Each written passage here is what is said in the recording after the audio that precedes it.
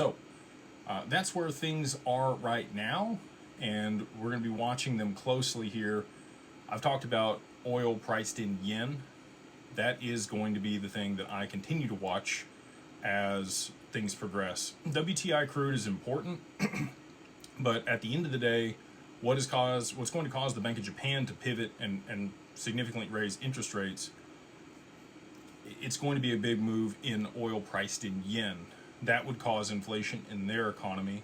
So even if the U.S. does have huge stores of oil, and oil is actually becoming cheaper, denominated in U.S. dollars, if there is a blockade or supply shock or situation where logistics are paused for oil transport through the Strait of Hormuz, like I've been talking about for a long time, that will absolutely cause the Bank of Japan to have to react and raise interest rates aggressively to offset that inflation in their economy.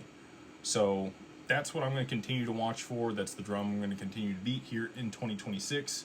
And I'm very excited about this year. We've got the Clarity Act on the horizon here. I've told you guys this before. I believe that XRP will appreciate before the Clarity Act is passed. And then it could be just right before. It doesn't have to be like a long time before. If it is a while before, I do think that it has a little bit more of a moat and can be implemented and used in multiple applications before there are other blockchains that may be considered for those for that settlement mechanism or that rail or the settlement of that market. Even if the Clarity Act does get passed, the compliance that's built into the XRPL, I believe, still gives it a significant advantage. We are still waiting on a few amendments. So this isn't something that I normally talk about on the lives.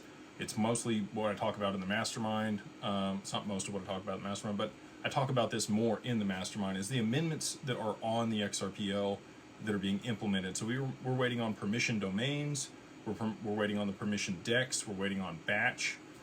These are all things that large financial institutions actually need to be able to adopt the mainnet and use it at scale globally.